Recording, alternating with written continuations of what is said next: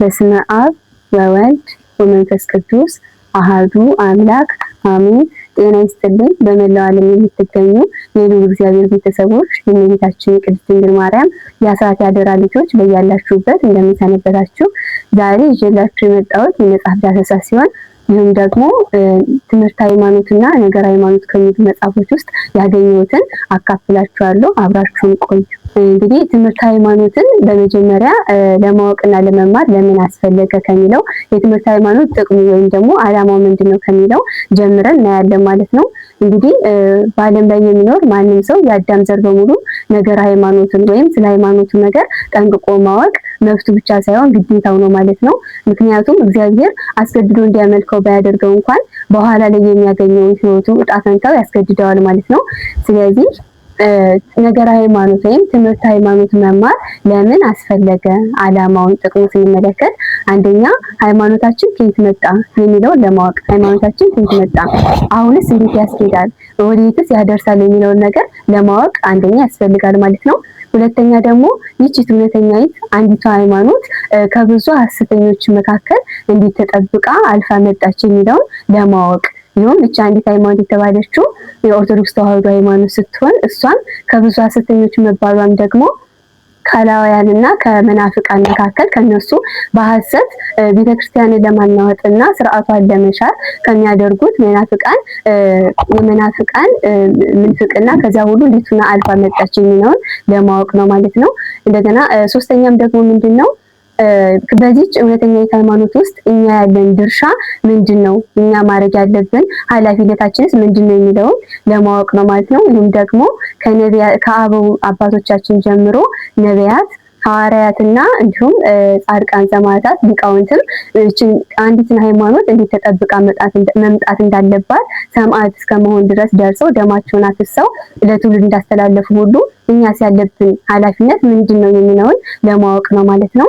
አራተኛ ደግሞ ይህች ሃይማኖት አስፈላጊነቷ እስከምን ድረስ ነው ወይም የሃይማኖት አስፈላጊነቱ እስከመቼ ነው የሚለውን ለማወቅ ነው ማለት ነው። ገደብ አለው ወይስ ደግሞ ገደብ ከሌለው ለምን፣ ካለው ደግሞ እስከመቼ ድረስ የሚለውን ለማወቅ ነው ማለት ነው። ይህም ደግሞ ሃይማኖታችን እግዚአብሔር እስከሆነ ድረስ እግዚአብሔር ደግሞ ለዘላለም የሚኖርና የሚያኖር ስለሆነ ገደብ አለው የሚለውንስ በዚሁ ምን ያህል አውቀናል የሚለውን ለመረዳት ነው ማለት ነው። ሌላኛው አምስተኛው ደግሞ ምንድነው ከወቀሳ ለመዳን ነው ማለት ነው። ከወቀሳ ለመዳን ስንል ምንድነው በሃይማኖታችን ውስጥ እግዚአብሔር እንዲሁ ሃይማኖታችንን ሰጥቶ አልተወንም ማለት ነው። በውስጡም ሕጉንና ስርዓቱን እንድናውቅ በመጽሐፍትም በሊቃውንትም ነግሮናል። ስለዚህ የተነገርነውን ትእዛዙን ጠብቀን ከሆነ ኋላ በፍርድ ጌታችን በመጣ ጊዜ ከፊቱ እንዳናፍር ወይም ደግሞ ከወቀሳ እንድናለን ማለት ነው። አንድም ከወቀሳ ለመዳን ያልነው ይሄ ነው ማለት ነው። አምስቱ የሃይማኖት ዋና ዋና ዓላማውና ጥቅሙ እነዚህ ናቸው። በመቀጠልም ሃይማኖት ማለት ምን ማለት እንደሆነ እናያለን ማለት ነው። እንግዲህ ሃይማኖት ማለት በሶስት ዋና ዋና ነገሮች ከፍለን እናየዋለን ማለት ነው። አንደኛ የቋንቋ ፍቺ፣ ሁለተኛ ደግሞ በሚስጥር ደረጃ እንዲሁም ደግሞ እያንዳንዱ ፊደላት ትርጉም ሃይማኖት ማለት የሚለውን በእነዚህ ሶስት ነገሮች እናየዋለን ማለት ነው። የመጀመሪያው የቋንቋ ፍቺ ስንል ሃይማኖት ማለት ሃይመነ አሳመነ ካለው የግዕዝ ስርወ ቃል የመጣ ሲሆን ይህም ደግሞ ማመን፣ መታመንና ማሳመን ማለት ነው። ማመን የሚለው ማንን የምናምነው እግዚአብሔርን፣ እንዲሁም መታመን ማለት ለማን ነው የምንታመነው? ለእግዚአብሔር። ማሳመን ማለት ደግሞ የምናሳምነው የማያምኑ በእግዚአብሔር የማያምኑ መናፍቃንን ወደ እግዚአብሔር በእግዚአብሔር እንዲያምኑ ማድረግ ነው ማለት ነው። እንዲሁም ቀጣይ በሚስጥር ደረጃ ብለን ስናይ ደግሞ ሃይማኖት ማለት በአይን የማይታይ በእጅ የማይዳሰስ በጆሮ ብቻ ሰምቶ ይህ ነገር እንደምን ይሆናል ሳይሉ ለእግዚአብሔር የሚሳነው ነገር የለም ብሎ የሚያምኑበት ረቂቅ ሚስጥር ነው ማለት ነው። ይሁን በልቡና የተሳለ ረቂቅ ስዕል ነው ይባላል ማለት ነው። ይሁን ሃይማኖት ጠቅሎ የሚይዛቸው 5 አምዶች አሉ። አንድ ሰብስቦ ቤትን ወይም ደግሞ እንደሚያቆም እንደሚይዝ ሁሉ ሃይማኖትን በውስጡ አምድ ሆኖ የሚይዛቸው 5 አዕማደ ምስጢራት የሚባሉ አሉ ማለት ነው። አንደኛ ምስጢረ ሥላሴ ነው። ሁለተኛ ምስጢረ ሥጋዌ፣ ሶስተኛ ምስጢረ ጥምቀት፣ አራተኛ ምስጢረ ቁርባን፣ አምስተኛ ምስጢረ ትንሣኤ ሙታን ይባላሉ ማለት ነው። የሶስተኛ ትርጉም ስንመለከት ሃይማኖት በእያንዳንዱ ፊደላት ይተረጎማል ማለት ነው። ሀ ማለት ሀሎ ያለ የነበረ ማለት ነው። ይህ ማለት ደግሞ የሚኖር ማለት ነው። ማ ማለት ማህምረ ዋት ወይም የተሰወረውን የሚያውቅ ማለት ነው። ኖ ማለት ደግሞ ኖላዊ ማለት ነው። ት ማለት ደግሞ ትጉህ ማለት ነው። በአንድ ላይ ትጉህ ጠባቂ፣ ኖላዊ ማለት ጠባቂ ማለት ነው። ትጉህ ጠባቂ የሚለውን ትርጉም ይሰጠናል ማለት ነው። ስለዚህ ሀሎ ያለ የነበረ ስንል ምን ማለታችን ነው? ለሰው ልጅ ያለ ብንለው እንኳን የነበረ ብለን አንናገርለትም ማለት ነው። ምክንያቱም የሰው ልጅ ከየት እንደመጣ መቼ እንደተፈጠረ ይታወቃል ማለት ነው።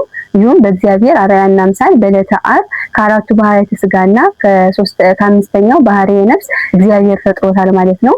እግዚአብሔርን ግን ያለ ብንለው የነበረ ያሰኘ ምክንያት ምንድነው? መቼ እንደነበረ አኗኗሩ የማይታወቅ ረቂቅ ስለሆነ በዚህ ምክንያት ያለ የነበረ ይባላል ማለት ነው። እንዲሁም ደግሞ ይህ ደግሞ የሚኖር ያለውም ደግሞ እግዚአብሔር የሚኖርም እንዲሁም ደግሞ ዓለማትን ሁሉ አሳልፎም የሚኖር እንዲሁም የሚያኖረን እሱ ስለሆነ የሚኖር እንለዋለን ማለት ነው።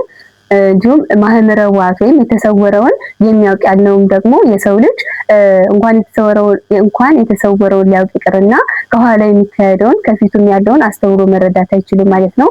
ነገር ግን እግዚአብሔር ሁሉን የሚያውቅ ሁሉን የፈጠረውን የሚታየውንም የማይታየውንም የሚያውቅ አምላክ ስለሆነ የተሰወረውን የሚያውቅ ተብሏል ማለት ነው። እንዲሁም ደግሞ ኖላዊ ወይም ጠባቂ የተባለ ጠባቂያችን ስለሆነ ኖላዊ ተብሏል ማለት ነው። ደግሞ ትጉህ በአንድ ላይ ኖናተ ትጉህ ጠባቂ ያሰኘዋል ማለት ነው።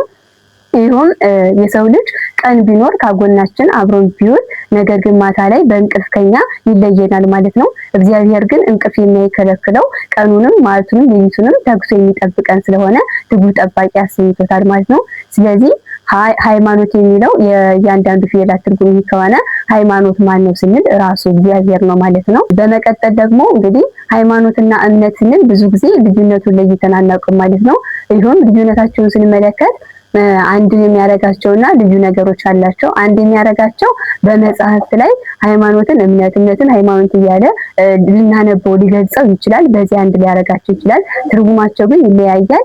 ሃይማኖት የምንለው ምንድነው? የህብረት ነው ማለት ነው። የህብረት ነው ማለት እግዚአብሔርን የማመልከው እንደ ግሌ ሳይሆን እንደ አጠቃላይ ከሁሉም ክርስቲያን ጋር እግዚአብሔርን አምነዋለሁ ማለት ነው። እንዲሁም ደግሞ እምነት የግል ነው። የግል ነው ማለት እያንዳንዳችን በልቡናችን የምናሳየው የእምነት ደረጃ በየግላችን የሚወሰን ነው ማለት ነው። ለምሳሌ ብንወስድ ጌታችን መድኃኒታችን ኢየሱስ ክርስቶስ በመዋዕለ ሥጋዌው በሚያስተምርበት ጊዜ ባህሩን እንደ መስታወት እየረገጠ በሚሄድበት ሰዓት ቅዱስ ጴጥሮስ ጌታ ሆይ እኔ እንዳንተ ይቻለኝ ዘንድ እርዳኝ አለው። በዚህም ጊዜ ና ይቻላል አምነህ ወደ እኔ ና ብሎት ነበረ። በዚያን ሰዓት ውሃውን እንደ መስታወት እንደ ጌታው እየረገጠ ወደሱ ሄዷል። ነገር ግን ማዕበሉ በተነሳ ጊዜ ውሃውን በተናወጠ ጊዜ ቅዱስ ጴጥሮስ ፈርቷል። በፈራም እምነቱን በጎደለ ጊዜ ወደ ውሃው መስጠም ጀመረ። በዚህ ሰዓት ጌታ አምላኬ ሆይ አድነኝ ብሎ ጮኸ። በዚህ ሰዓት ክርስቶስ ስለምን እምነት ጎደለ ብሎታል። ስለዚህ እምነት ምንድነው? እንደ ሁኔታዎችና እንደኛ ልቡና ይወሰናል ማለት ነው። ይሁን በተመቸን ሰዓት ደስ ባለን ጊዜ እግዚአብሔርን በፍጹም ልቡና ልናምነው እንችላለን። ነገር ግን መከራ በገጠመን ጊዜ በፈተና ሰዓት እምነታችን ሊጎድልና እግዚአብሔርን ልናማርር እንችላለን። ስለዚህ እንደያንዳንዱ ሰው ልቡና ጥንካሬ ይወሰናል ማለት ነው እምነት። ሌላው ደግሞ ሃይማኖት አንድ ብቻ ነው ማለት ነው። ይሁን እግዚአብሔር ብቻ ነው ማለት ነው ሃይማኖት። እምነት ግን ምንድነው? ብዙ ነው። ይሁን ማለት ምንድነው? ሃይማኖት አንድ ብቻ ነው ስንል እንግዲያስ ሌሎች ሃይማኖት አለን ብሎ የሚሉት መናፍቃን፣ ተሐድሷን፣ ሌሎችም እስልምና እምነት ተከታዮችም ምንድናቸው ብለን ብንነሳ የነሱ እምነት እንጂ ሃይማኖት ሊባል አይችልም ማለት ነው። ምክንያቱም ምንድነው? ሃይማኖት ቅድም በዝርዝር ትርጉም ፍቹን አሟልቶ የሚገኘው እግዚአብሔር ብቻ ስለሆነ ነው ማለት ነው። ይሁን ደግሞ ሃይማኖት አንድ ብቻ ነው ስንል እግዚአብሔር ብቻ ነው። እምነት ግን እነሱ ይሆናል ብለው ፈልስፈው የፈጠሩትና የሚያምኑት ያደርግልኛል ብለው የሚያምኑት ነገር ነው። አይደለም ጣዖታትን ይቅርና አንድን ሰው እንደ ግላችንኛ ያደርግልናል ብለን ካመን ነው ያ እምነት ይባላል ማለት ነው። ስለዚህ እምነታችን ብዙ ነው። ነገር ግን ሃይማኖት ግን አንድ ነው ማለት ነው። እምነት ግን ብዙ ነው ማለት ነው። ይሁን የተለያዩ እምነት ቤቶች እንጨትን እየቀረጹ ድንጋይን እየቀረጹ እያቆሙ ስም እያወጡለት ሊያምኑ ይችላሉ። እንዲሁም በፍጥረታት እግዚአብሔር በፈጠራቸው ፍጥረታት በእሳትም በውሃም በተለያዩ ነገሮች ሊያምኑ ይችላሉ ማለት ነው። ስለዚህ እሱ እምነት ነው የሚባለው ያደርግልኛል ብለው እነሱ ያሰቡት ሐሳብ ነው እንጂ ሃይማኖት አይደለም ማለት ነው። ሃይማኖት ግን የማይለወጥና ዘላለማዊ የሆነው ልዑል እግዚአብሔር ነው ማለት ነው። ሌላኛው ሃይማኖት የማይለወጥ ነው፣ እምነት ግን የሚለወጥ ነው። ያው ቅድም እንደተናገርኩት እግዚአብሔር የማይለወጥ አምላክ ስለሆነ የነበረ ያለ የሚኖር ለዘላለም ዓለማት ሁሉ አሳልፎ የሚያኖርና የሚኖር እሱ ብቻ ነው። ነገር ግን እምነት ግን ምንድነው? የሚለወጥ ነው። ዛሬ ያመንነው ነገር ነገ ልንከዳው እንችላለን ማለት ነው። ሌላኛው ደግሞ የምናየው ምንድነው? የእምነት አይነቶች እናያለን ማለት ነው። አንደኛ ደካማ እምነት አለ ብለን እናያለን። ደካማ እምነት ስንል እግዚአብሔር ሁሉን ነገር ይቻለዋል ያደርጋል ብሎ በፍጹም ልቡና የማያምን ሰው የሚጠራጠር ሰው ደካማ እምነት አለው ብለን እንላለን ማለት ነው። ሁለተኛ ደግሞ ውስን እምነት እንላለን ማለት ነው። ውስን እምነት ስንልም ደግሞ እግዚአብሔር በሁሉም ቦታ የለም፣ ሁሉም ቦታ ሙሉ አይደለም ብሎ የሚያስብ ሰው ይህ ሰው ሙሉ ውስን እምነት አለው እንላለን ማለት ነው። እግዚአብሔር ግን ከሰማይም ከምድርም ከጥልቁ ከባህሩም በሁሉም በፈጠረው ፍጥረታት በሙሉ የተሰወረው ሁሉ የሚያውቅ አምላክ መሆኑን የማያምን ውስን ሃይማኖት ያለው ሰው ያ ሰው ውስን እምነት አለው ብለን እንገልጻለን ማለት ነው።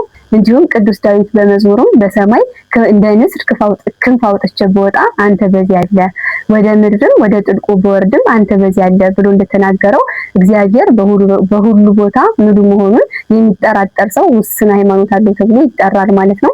ሌላኛው ደግሞ እንደ ክርስቶስ ያለ ስራ የሚያሰራ እምነት ያለው ሰው አለ ይባላል ማለት ነው። ይህም ደግሞ ምንድነው? ክርስቶስ በመዋዕለ ሥጋዌ በማስተምርበት ጊዜ የሚያምን እኔ የሚሰራውን ይሰራል ከኔም በላይ ብሎ ተናግሯል ማለት ነው።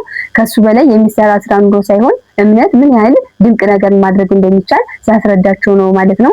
አንድም በመዋዕለ ሥጋዌ ያደረገውና ከዚያም በላይ ደግሞ ማድረግ እንደሚችል ሊያስረዳን ነው ማለት ነው። ስለዚህ ይህም ደግሞ ለምሳሌ ብንመለከት ሐዋርያት እነ ቅዱስ ጴጥሮስ እነ ቅዱስ ጳውሎስ ክርስቶስ የሰራውን ሙት እንዳስነሳ ሙት አስነስተው፣ ጎባጣ እንዳቃና ጎባጣ አቃንተው፣ ለምጽ እንዳነጻ ለምጽ አንጽተው፣ እንዲሁም አንካሶችን እንዲራመዱ አድርገው ይህን ሁሉ አድርገው ክርስቶስ የሰራውን ስራ በሙሉ ሰርተዋል ማለት ነው። ስለዚህ እንደ ክርስቶስ የሚያሰራ እምነት የተባለም ይህ ነው ማለት ነው። ሌላው ሃይማኖት በመጽሐፍ ምን ተብሎ ተጽፏል ወይም ምን ተብሎ ተነግሮለታል የሚለውን ስንመለከት አንደኛ ሃይማኖት መሰረት ነው ይባላል ማለት ነው። ይህም የተባለበት ምክንያት በመሰረት ላይ መሰረት ሁሉ ነገር ተሸክሞ እንደሚቆም ሁሉ ቤትም በመሰረት ላይ እንደሚቆም ሁሉ በሃይማኖት የሚሰጡ ጸጋዎች፣ ስጦታዎች በሙሉ የምናገኛቸው በሃይማኖት ነው ማለት ነው። በዚህ ምክንያት መሰረት ነው ተብሏል ማለት ነው። ጸጋዎችን በሙሉ ሰብስቦ የሚይዘው ማን ነው? ሃይማኖት ነው ማለት ነው። እንዲሁም ቅዱስ ዮሐንስ አፈወርቅ ሃይማኖት መሰረት ነው፣ ምግባርና ትሩፋት ደግሞ ጣራና ግድግዳ ናቸው ብሎ ተናግሯል ማለት ነው። ሁለተኛ ሃይማኖት መንገድ ይባላል ማለት ነው። ይህም የተባለበት ምክንያት ወደ ፈለግነው ቦታ በመንገድ ተራምደን መሄድ እንደምንችል ሁሉ ወደ እግዚአብሔር ቤት ለመግባት ብንፈልገው ወደ እግዚአብሔር ለመድረስ ብንፈልግም በሃይማኖት መንገድነት ብቻ ነው ማለት ነው። ሶስተኛም ሃይማኖት በር ይባላል ማለት ነው። ይህም ወደ ቤታችን ለመግባት ብንፈልግ የምንገባው መውጣት ብንፈልግም የምንወጣው በበር ብቻ ነው። ይህም ደግሞ ወደ እግዚአብሔር ቤት ገብተን እግዚአብሔር ከሚሰጣቸው ጸጋዎች ለመካፈል ብንፈልገው በሃይማኖት በርነት ብቻ ነው ማለት ነው። ሌላኛው ሃይማኖት እሳት ነው ይባላል ማለት ነው። ይህም የተባለበት ምክንያት ምንድነው? በእግዚአብሔር ፍቅር ልቡናን እያቀጣጠለ መልካም ትሩፋትን ያሰራልና ማለት ነው። ለምሳሌ ብንመለከትም ሰማዕታትን በእግዚአብሔር ፍቅር ልቡናቸው በመንደድ ወደ ደማቸውን እስከ ማፍሰስ ድረስ ሰማዕት ከመሆን ድረስ ደርሰዋል ማለት ነው። እንዲሁም ጻድቃንን ብንመለከት ደግሞ በእግዚአብሔር ፍቅር ልቡናቸው በመንደድ ወደ ምናኔ ሕይወት ወደ ገዳም ገብተዋል ማለት ነው። በዚህ ምክንያት ሃይማኖት እሳት ነው ተብሎ ተነግሮለታል ማለት ነው። አምስተኛ ሃይማኖት ጥበብ ነው ይባላል ማለት ነው። ይህም የተባለበት ምክንያት ጥበብ ማለት እውቀት፣ ፍልስፍና፣ ምርምር፣ ልዩ አሰራር ማለት ነው። ይህም ደግሞ ሃይማኖትን መረዳት የመጨረሻው ጥበብ፣ የመጨረሻው እውቀት፣ የመጨረሻው ፍልስፍና፣ ምርምር ይባላል ማለት ነው። ሃይማኖቱንም ጠንቅቆ የሚያውቅ ሰው የመጨረሻው አዋቂ ነው ይባላል ማለት ነው። በዚህ ምክንያት ሃይማኖት ጥበብ ነው ተብሏል ማለት ነው። ተመልካቾቻችን እስካሁን ድረስ አብራችሁን እንደቆያችሁ ተስፋ እናደርጋለን። በቀጣይም ክፍል 2ን ነገር ሃይማኖት ይዤላችሁ ቀርባለሁ። ወስብሐት ለእግዚአብሔር ወለወላዲቱ ድንግል ወለመስቀሉ ክቡር። ይቆየን።